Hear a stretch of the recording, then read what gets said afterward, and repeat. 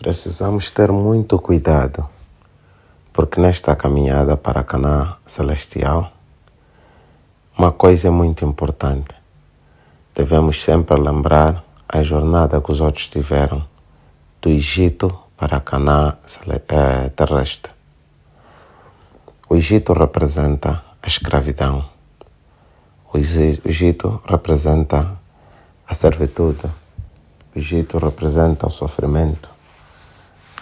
E Canaã, por outro lado, representa a promessa que Deus faz ao seu povo de viver bem, de ter alívio, segurança, paz e conforto eterno. Duas coisas muito importantes que devemos sempre considerar. Existiu no passado, existe hoje também. Existe no mundo, existe em todas as comunidades e particularmente na tua igreja. No deserto haviam dois povos. Deus pediu a Moisés para libertar o povo do Egito, dirigi-los rumo a Canaã, a terra que emana leite e mel, a terra onde eles poderiam exercer uma agricultura com muita facilidade. Eu, quando penso muito de Canaã, muitas vezes lembro as terras de Malange, terras muito férteis, terras boas para a agricultura, terras que podem nos dar um monte de produtos suficiente para podermos matar o problema da fome nesta república. Um bom investimento feito em Malange, uma boa política agrícola em Malange, seria o suficiente para matarmos com a fome, talvez não somente de Angola, mas eu posso mesmo até arriscar em dizer que a fome a nível da região da SADC. Canaã representava essa esperança para o povo, uma esperança de que eles haveriam de viver, cultivar, deveriam prosperar. Canaã também não é tão grande. Pelo menos, pelo que eu sei, Canaã, que está próximo de Nazaré, é uma terra que também está situada em zonas montanhosas, mas há uma coisa muito interessante sobre Canaã. Ela produz frutos grandes. Isto já é nesta nossa época. Agora, a Bíblia diz que os homens que lá foram espiar Canaã também deram resultados a Moisés e ao povo de que lá as frutas eram grandes. Eles vieram com alguns cachos de uvas e, na verdade, o povo pôde testemunhar que as uvas eram mesmo grandes. Tinha uma dimensão não igual àquelas que eles conheceram no Egito. Não só, disseram mesmo que a terra era boa para a produção. Esse povo que vinha do Egito, o Egito onde temos o rio Nilo, e o rio Nilo que banha uma boa parte do território que é vocacionada para a agricultura e uma boa agricultura sustentável, admira o que Canaã é. De facto, podemos ver que naqueles tempos, muitos anos antes de Jesus Cristo nascer, quando o povo ainda estava no deserto, podemos acreditar que ela tinha uma característica própria para a agricultura. Hoje, o que podemos evidenciar é que as uvas de lá são mesmo grandes, de facto. As maçãs são grandes. A melancia de lá é mesmo grande. São coisas, em termos de dimensão, podemos observar e certificar que elas estão um pouco fora da dimensão normal para quem vive nestas nossas regiões aqui. Mas esta era a terra que Deus havia prometido ao povo. E Deus falou. E eles sabiam que Deus era Deus cuja palavra ninguém consegue impedir, ninguém consegue alterar. Quando Deus diz alguma coisa, certamente esta coisa acontece. Então vejamos, haviam dois povos no deserto. Um era o povo que estava acompanhando um outro povo e o outro era o povo que estava sendo acompanhado pelos acompanhantes. Então tínhamos aqui dois tipos de povos. Os acompanhados e os acompanhantes. Estes são os dois povos que nós tínhamos no deserto. A caracterização daquele povo resumia-se em dois: acompanhados e acompanhantes. Agora nota, é muito perigoso, por isso é que não é muito bom envolver-se em bandos, em grupos, como diz o Dr. Graça Paulo, que eu não sou uma vaca para andar em manadas. Não é muito bom ter a característica ou os hábitos de andar em grupos de pessoas. Uma pessoa está constantemente em boladas de pessoas. E muitas das vezes boladas que caçoam e professam maldições para os outros. O livro de Salmos 1, versículo 1 até 5, nos diz claramente que bem-aventurado é o homem que não se assenta na mesa dos escarnecedores. Bem-aventurado, pois este prospera, diz que este prospera como uma árvore colocada junto ao ribeiro e que dá as suas folhas no tempo certo. E diz também que o maior tempo, a maior parte do tempo para este tipo de homem é de meditar na palavra do Senhor. E nesta mesma palavra que é a Bíblia, ela medita de dia e de noite. Quer dizer, tem sempre o prazer de estar a meditar na palavra do Senhor, porque encontra nelas a esperança e fórmula apropriada para a prosperidade desejada. Esta é uma. A outra é que este povo que caçoa, que fala mal dos outros, este povo que se agrada em prejudicar a vida dos outros, está inserido no meio do povo de Deus. Eles estão inseridos nesse meio. Eles incentivam e motivam o ódio, as maledicências, as blasfêmias contra os outros. Eles às vezes nem dão conta que o que eles falam cria grandes prejuízos na vida dos outros. Eles não dão conta. Mas eles estão inseridos no meio do povo de Deus. Eles também estão indo para Canaã. Estão também indo. Só que a diferença é que alguns são acompanhantes e outros são os acompanhados. Agora vê, aqueles que são acompanhados são pessoas que estão cansadas com o Egito, que estão convictas de que o Egito não é terra deles, que estão convictas de que um dia a promessa do Senhor vai se cumprir na vida. Então eles têm o desejo e a vontade de sair. E quando Deus mostra que essa é a altura de sair e devemos marchar rumo à Canaã Celestial, mas marchar na progressão espiritual, progressão em termos de virtude, progressão em termos de espiritualidade, oração, santificação. Este povo marcha, anda, vai em direção a Canaã. O que mais anseiam é Canaã. O que mais querem é chegar a Canaã. Independentemente da fome, da dor, do prejuízo, independentemente do cansaço, da fadiga ao longo do caminho, das necessidades, independentemente da trajetória que é difícil, as montanhas, os pedregulhos, etc., e o calor infernal, o que eles mais anseiam é ver Canaã e chegar na terra que Deus prometeu.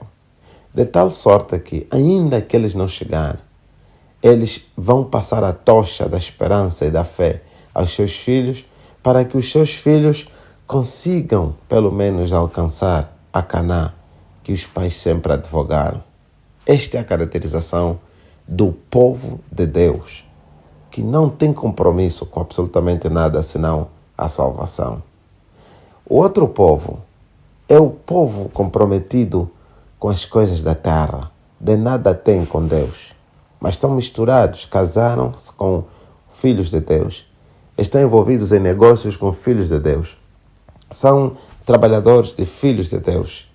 Este povo sabe que vamos existe uma jornada para Canaã, mas Canaã não é a ânsia do coração deles não é alcançar Canaã, é ver o que está a faltar, o que está a nos criar prejuízo, o sofrimento está a vir de quê? Como remediar as situações atuais, como fazer as coisas atuais. Enquanto o povo de Deus está preocupado com alcançar Canaã, onde é a direção de Canaã, vamos para lá. Quando vamos chegar? Temos que lá ir. Tudo que temos é a esperança de lá chegarmos. Este é outro povo, só está preocupado, hoje está a faltar pão, parece que amanhã vai faltar água, isso aqui não está bom, estamos a ver que isso não está a andar bem.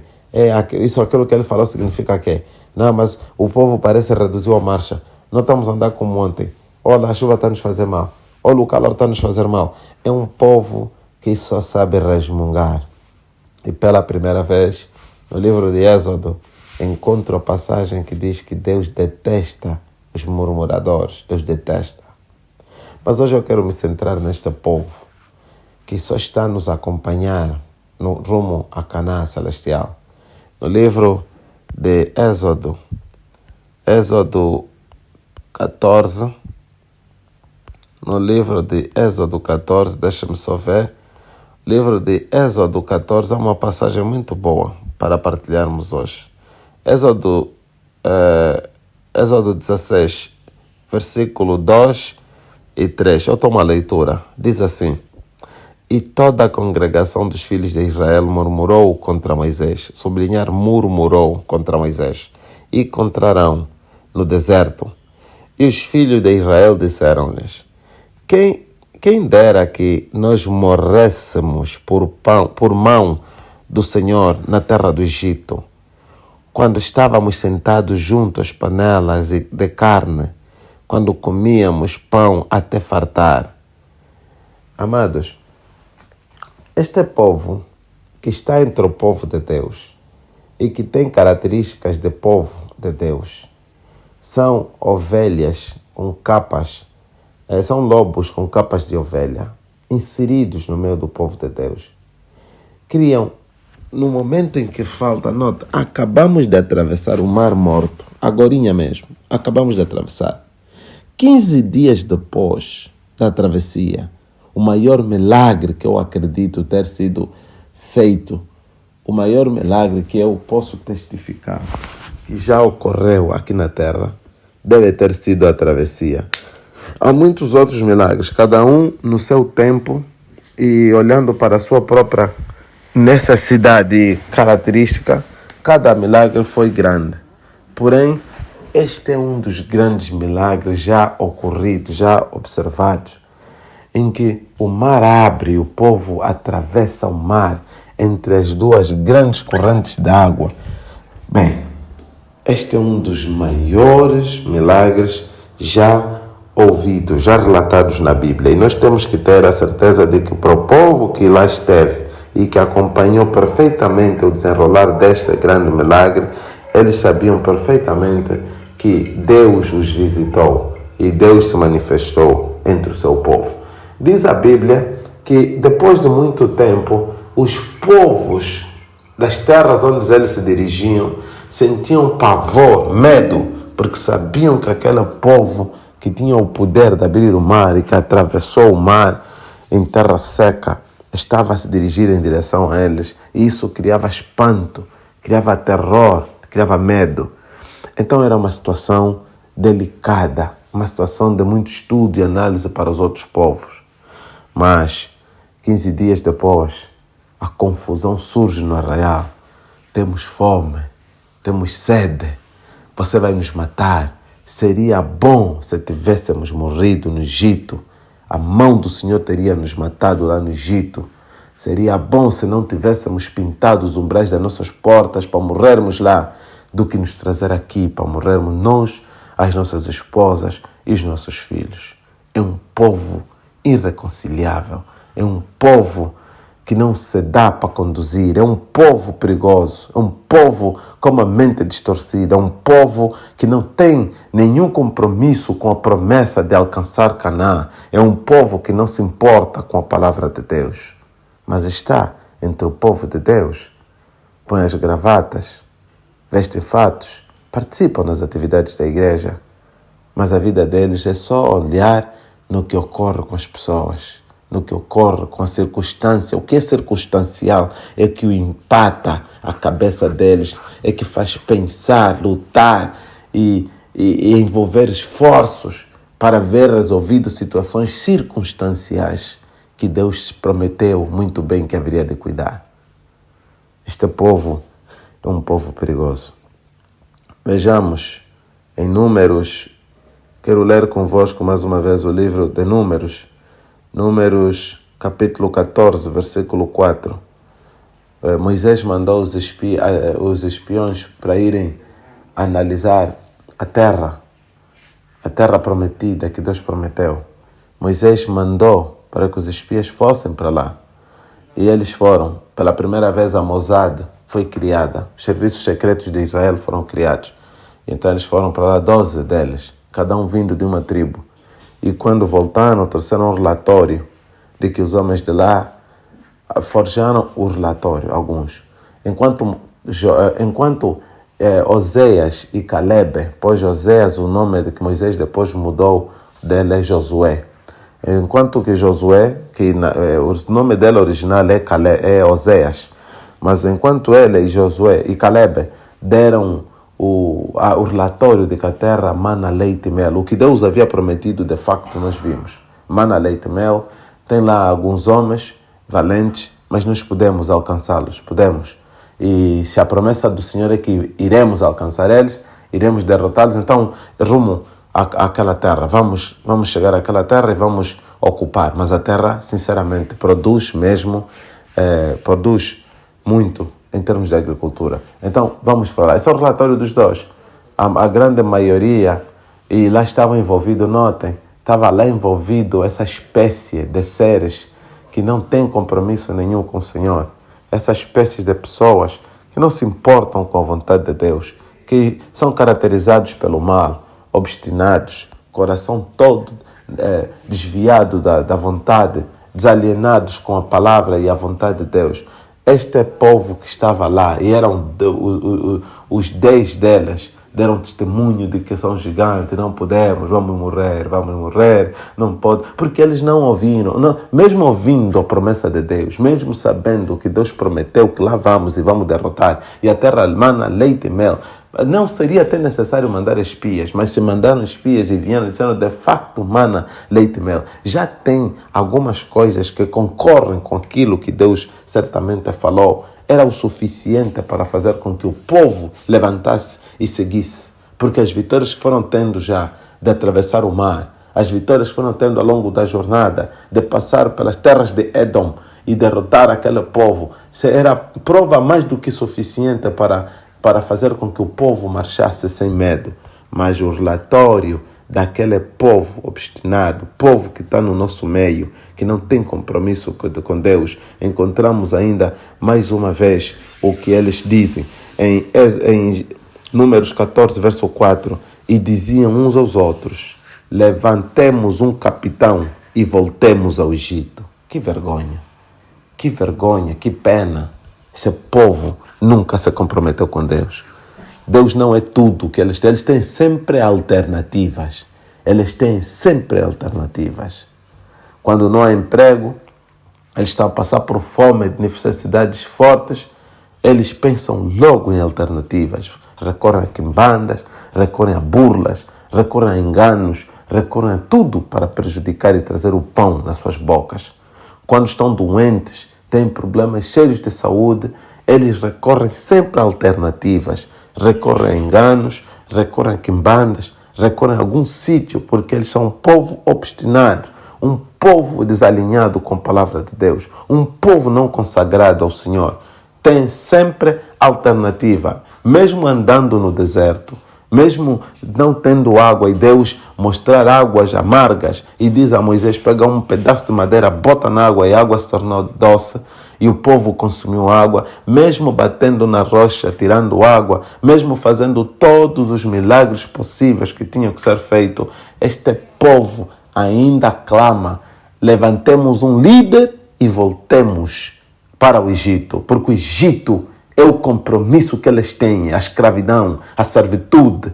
O problema da escravidão é o que lhes caracteriza. Eles gostam dos pães do Egito, a carne do Egito. Eles gostam de ser maltratados. Eles gostam de estar a ser dominados. Eles gostam de servir ao diabo, a Satanás. Gostam dessas vidas que o diabo lhes dá, que aparenta ser alegria, felicidade, mas é uma coisa temporária, que passa logo e não tem esperança nenhuma para o amanhã.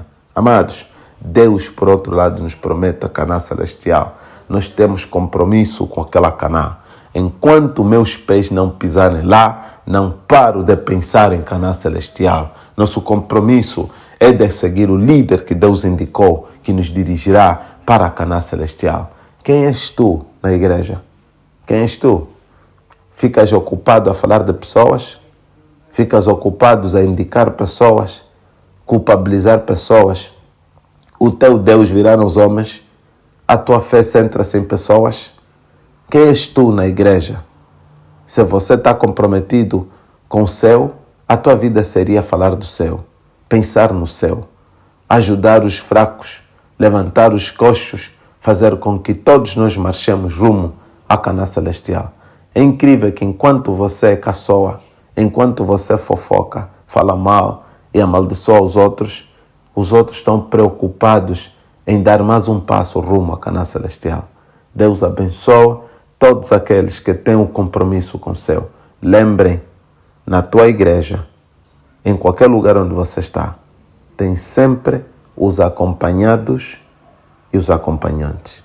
Nunca esqueça desta palavra. Tem sempre os acompanhados e os acompanhantes. Deus lhe abençoe. Nunca mais, se me deixarem os pais e amigos, se me cercarem muitos perigos, se me deixarem os pais e amigos, atrás não volto nunca mais.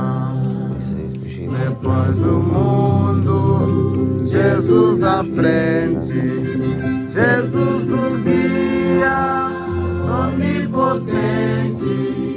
Atrás o mundo, Jesus à frente, atrás não volto nunca mais. Depois da luta